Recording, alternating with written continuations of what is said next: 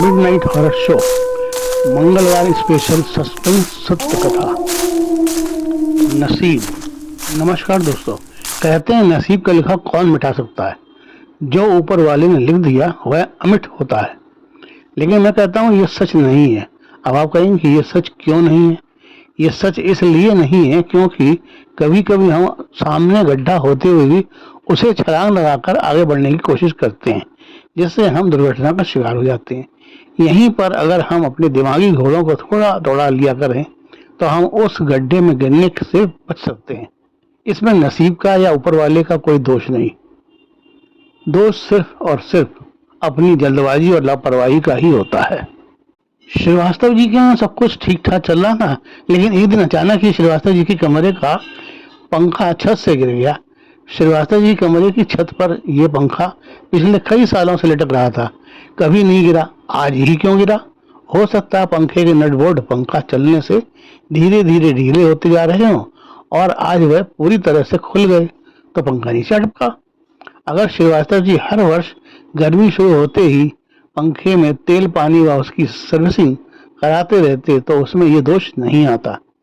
ये तो एक साधारण सी बात समझ आती है पंखा गिरने की।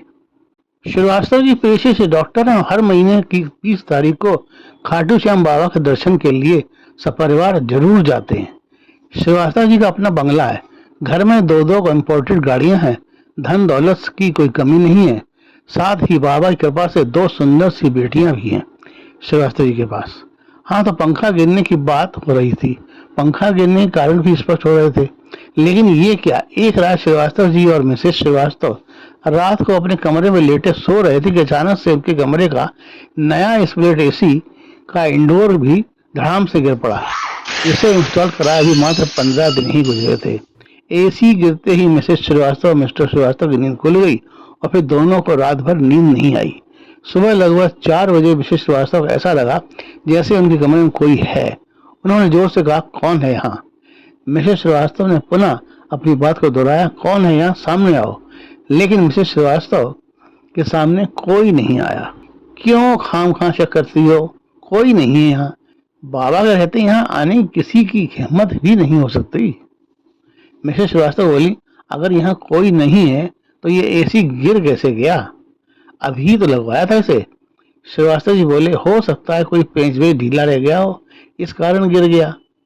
कोई नहीं, अब लेट जाओ, सुबह देखेंगे। अभी मैंने एसी का स्विच ऑफ कर दिया है। इतना कहते हुए श्रीवास्तव जी मिसेस श्रीवास्तव अपने से सटाते हुए लेट गए।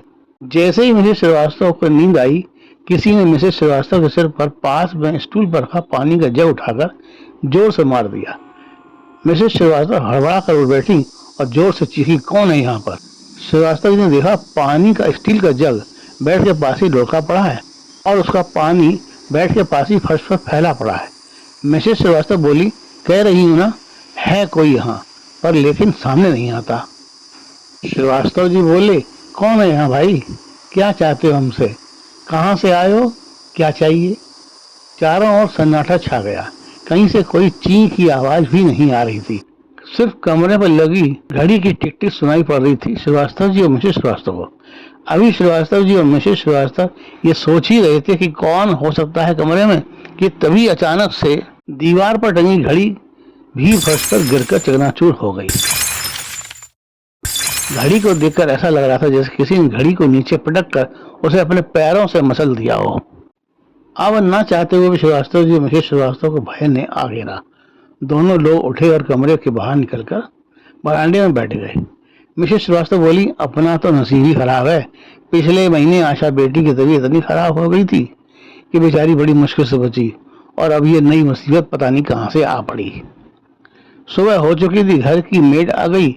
उसने कमरे में देखा तो एसी जमीन पर पड़ा था। दूसरी ओर दीवार पर घड़ी चकनाचूर हुई पड़ी थी।